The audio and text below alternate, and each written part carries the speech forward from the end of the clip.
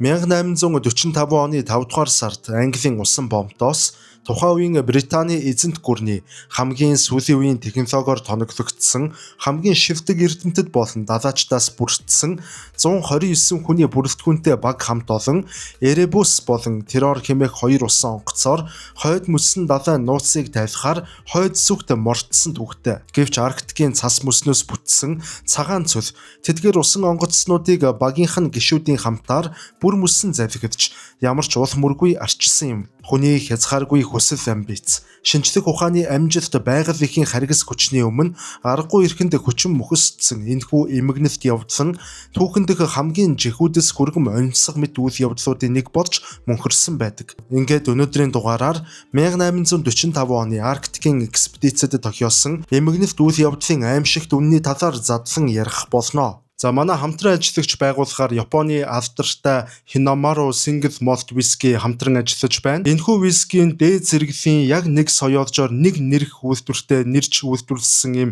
маш сайн виски. Түүнчлэн Hinamaru Single Malt Whisky нь 2025 оны San Francisco World Spirit Competition-оос Best Japanese Whisky шагналыг хүртсэн. За түүнчлэн 2 удаагийн алтан медальтай дэлхийн шивдгүүдтэй энэ зэрэгдсэн Японы Single Malt Whisky байна. 19-р зууны дунд үе буюу Викториягийн 90 үед Британий эзэнт гүрэн дэлхийн далай тэнгисийг бараг бүгд нь шахуу хянаж байв.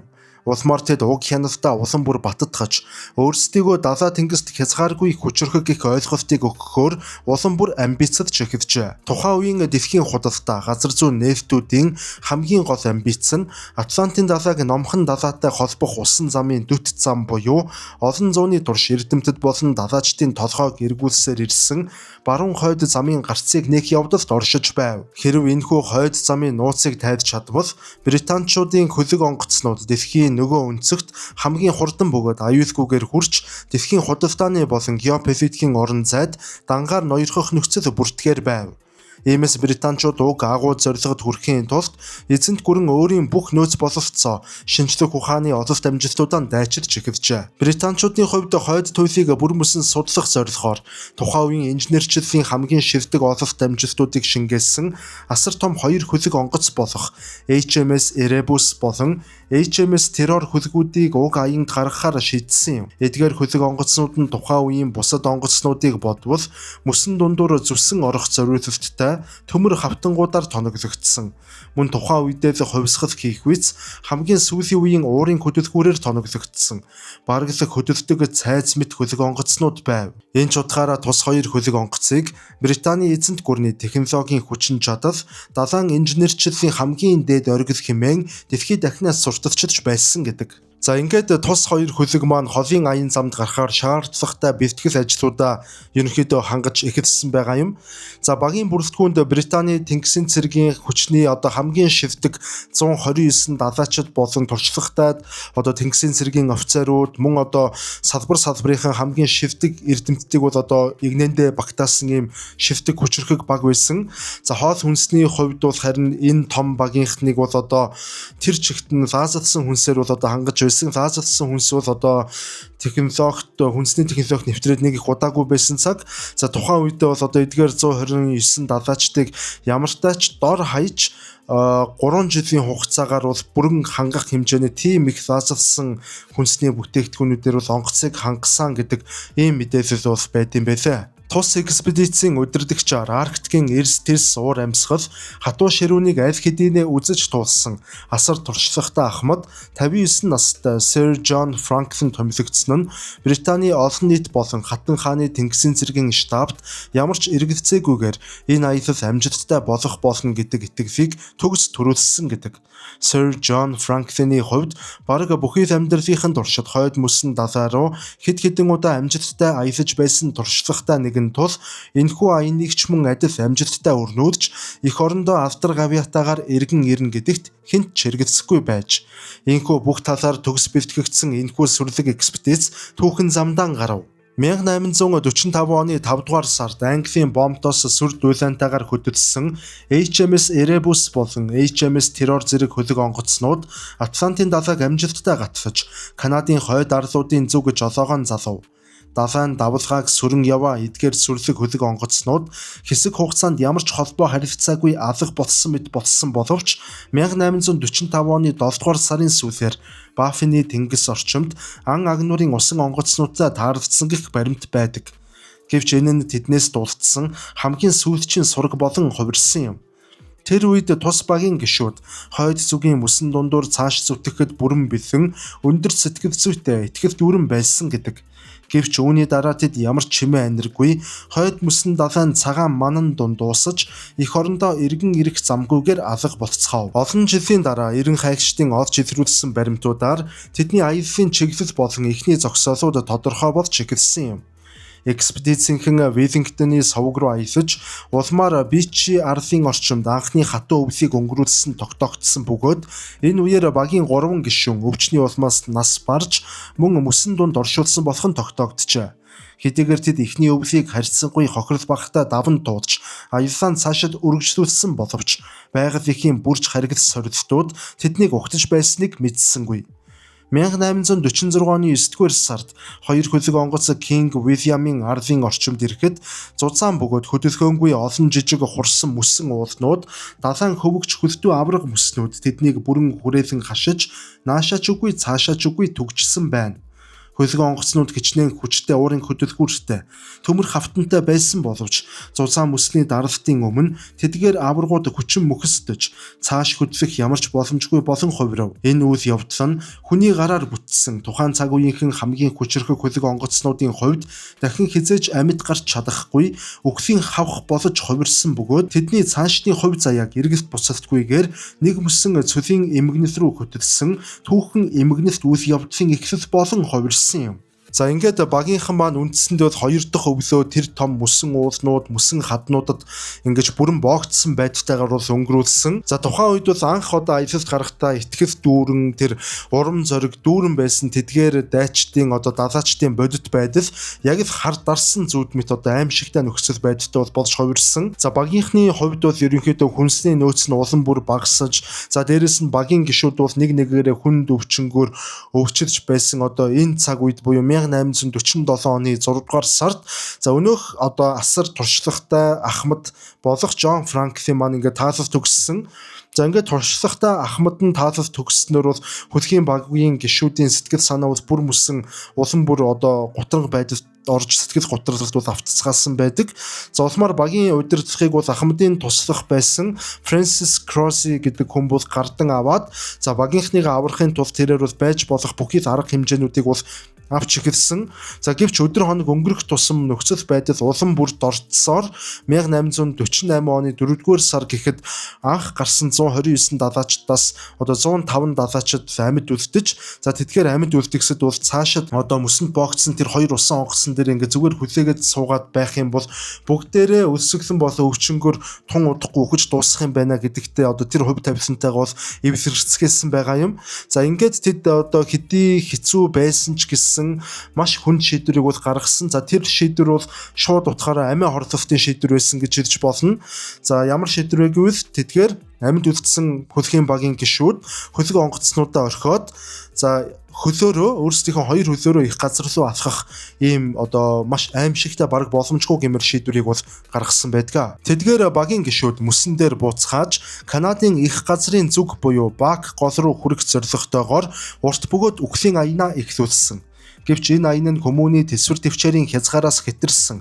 Үнэхээр л боломжгүй тамийн аян болж хувирсан юм. Тэр хол аянд далаачид эцэс төгсгөлгүй мөсөн цөлөөр алхасаар эцэст нь өлсөж даарч ухаан нь балартаж нөхцөл байдлыг үнэн зөвөөр үнэлэх чадвараа бүр мөсөн авчжээ.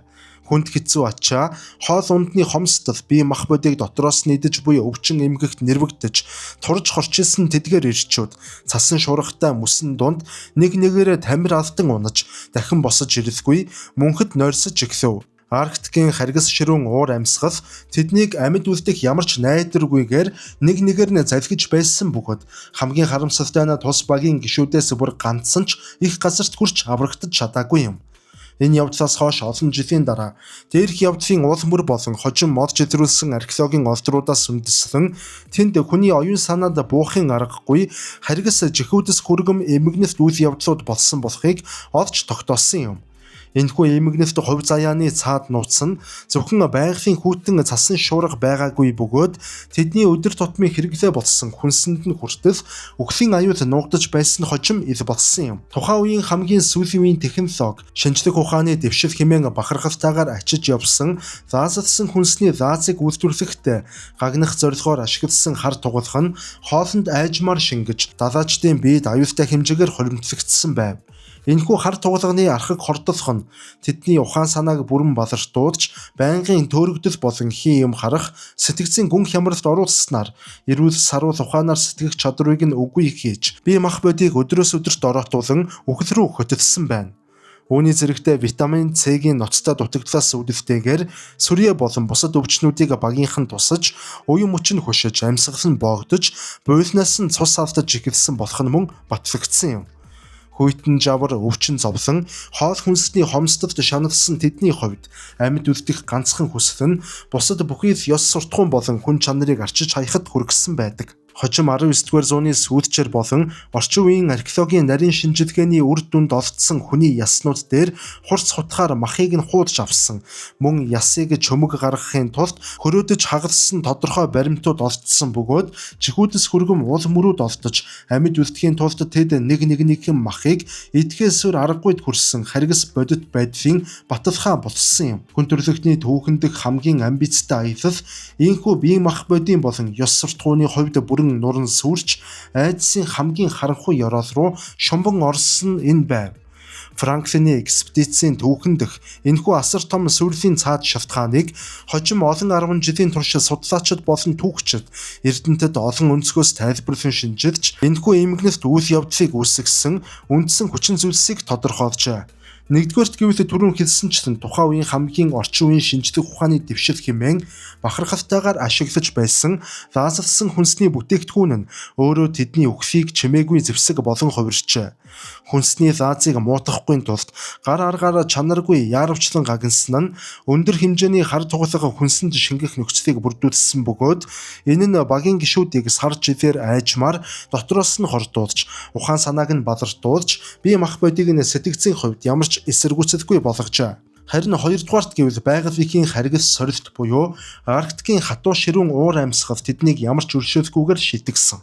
Тухайн жилүүдэд урд өмнө хизээч байгаагүй асар хүйтэн өвөл болж хөлөг онгоцнууд олон жилийн зузаан мөсөнд нэвтршгүй байдлаар шигдэж дахин хөдлөх ямар ч боломжгүйгээр түгжигдсэн нь тэднийг бүтэн хорионд оруулсан байв. Тэгвэл 3 дугаарт гэвэл хүний хүчин зүйл болон амьд үлдэх туршлагагүйд энэхүү эмгэнэлтийг улам бүр гүнзгийрүүлжээ. Британий тэнгисийн цэргийн дээд цэргийн сахилга баттай мөн боловсролтой дайчид болон эрдэмтэд тэр багт багтаж байсан боловч тэд тухайн орчинд олон үеэрээ амьдарч ирсэн нутгийн уугуул иньют зэрэг хүмүүс шиг мөсөн цөлд хоол хүнсээ олж идэх ан гөрөө хийх цасан овоохоо барих зэрэг эрс тис уур амьсгалд бие дулаацуулах арга ухааныг эзэмшиж чадаагүй байсан нь тэднийг инхүү хүчин мөхөсгөд хүргэсэн хамгийн гол шалтгаан нь болсон юм.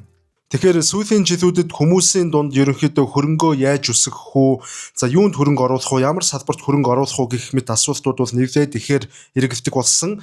За тэгвэл энэ бүх асуудлыг шийдэхээр BGM Asset Management хөрөнгө оруулалтын компани зүгээс за хөрөнгө оруулагчдын маш сайн мэддэг за Apex Capital, Голомт Capital, Таван богд Capital, за мөн одоо TDB Securities зэрэг үнэт цаасны компаниудтай хамтран за FTI ETF-ийг бол зах зээл дээр аль биесээр бол саяхнаас нэвтрүүлээд байгаа.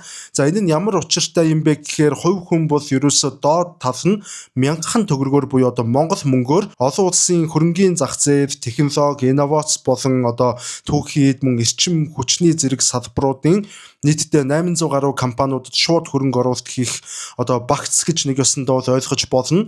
За таны оруулсан мянган төгрөг бүрийн 20% нь энд харагдаж байгаачлан зэс болон эрчим хүчний салбарт за 30% нь Америк нэгдсэн улсын хамгийн том 500 хувьцаат компаниудад харин үлдсэн 50% нь орчин үеийн технологи болон инновацийн компаниуд буюу бид бүхний сайн мэдгээр химэл оюун ухаан за чип үйлдвэрлэл батлан хамгаалах зэрэг салбарын компаниудад орохоор байгаа. За ингээд та энэ сэдвээр одоо илүү дэлгэрэнгүй мэдээлэл авахыг хүсэж байгаа бол ETF.MN сайтаар бол одоо шууд орж мэдээлэл авах боломжтой.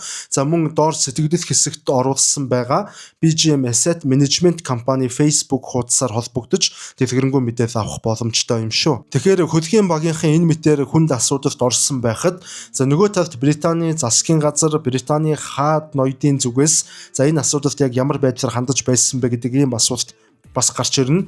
За яг үнэндээ бол одоо Британий албаны хүмүүсүүд энэ аяллыг экспедицийг бол зүгээр тэр чигт ингээд мартаад хайцсан гэдгээд хэлэхэд бол одоо буруудахгүй тэдний араас бол одоо ганц шурууга өөрсдийн сайн дураар хөдөлгөөгүй гэсэн үг.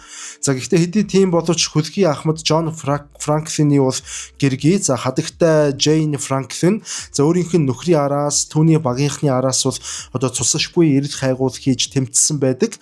За нөхөр болон түүний багийнхныг амьд эсвэл үхсэн эсхийг нь бол одоо заавал мэдэх шаардлагатай байна гэж одоо Хатан хааны засгийн газар болон одоо Британий тэнгисийн цэргийн штабыг бол түүний хувьд одоо шахсаар байгаад эцэст нь Британий тэнгисийн цэргийн штабаас 90 хаях одоо хэд хэдэн тусгай аврах багуудыг бол араас нь эвхээсэн байдаг. За эхэндээ бол мэдээч хэрэг эдлийн багийнхан бол ямар ч дөрвтэй үр дүнд хүрээгүй. За гэхдээ хэсэг хугацааны дараанаас одоо энэ тэндээс одоо хэсгээрээ тэгэж урагдаж савсан тийм бутархай загтлууд за мөн одоо хүний янз бүрийн биеийн хэсгийн яснууд за хамгийн гол нь орон нутгийн тэр иньют хүмүүсийн амд амжсан ярианууд зэрэгээс улбалаад за ерөнхийдөө тус экспедицийнхэнд яг юу тохиолдсон талаарх одоо баг зэрэг хамтаа мэдээлэлтэй болж эхэлсэн байгаа юм. Олон 10 жил үргэлжилсэн энэхүү нууцлаг байдал эцэст нь орчин үеийн шинжлэх ухаан усан дорх археологийн ачаар сүүлдээ бүр мөсөн тайлагдаж чаджээ.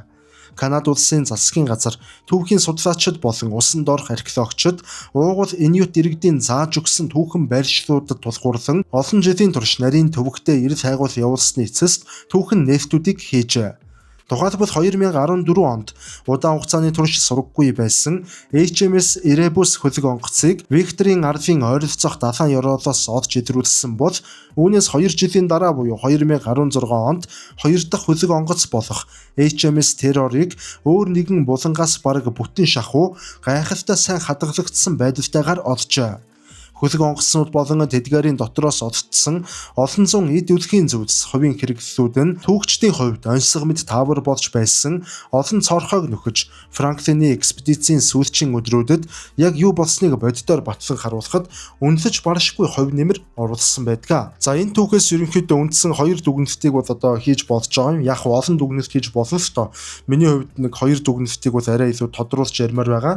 За нэгдүгээр тэгвэл хүн төрөлхтөн бид нэр одоо шинжлэх ухаан болон технологи хичнээн сайн хөгжиж тэр бүхнийг хичнээн сайн эзэмшиж чаддаж болохч за байгаль эхийн тэр асар их том хүчний өмнө бол хүн төрөлхтөн бид нэр одоо ямар өрөвдөлтөй өчүүхэн жижигхэн бодгол болон хувирдгийн одоо нэгэн том жишээ болсон болоо да гэж энэ үйл явдал бол харуулж байгаа. За түүнчлэн 2 дахь дүгнэлт гэвэл одоо энэ Арктик буюу хойд туйлын бүс нутаг бол эртнээсээ хүн төрөлхтний ялангуяа энэ их гүрнүүдийн геополитикийн хувьд ямар чухал байр суурьтай байж ирсэн бэ гэдгийг одоо энэ экспедиц бол бас нэг талаараа харуулж байна гэж хэлж болно.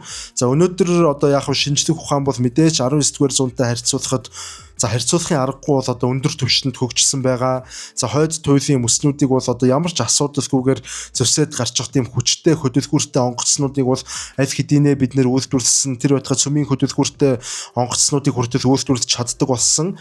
За иймээс одоо орчин үед энэ хойд туйлын худалдааны замыг хянахын төлөө их гүрнүүд одоо хэрхэн геополитикийн амбиц гарган өөр хоорондоо өрсөлдөж байгааг бол бид бүхэн нүдэрээ энэ цаг мөчид бол харж байгаа гэж бол хэлж болно.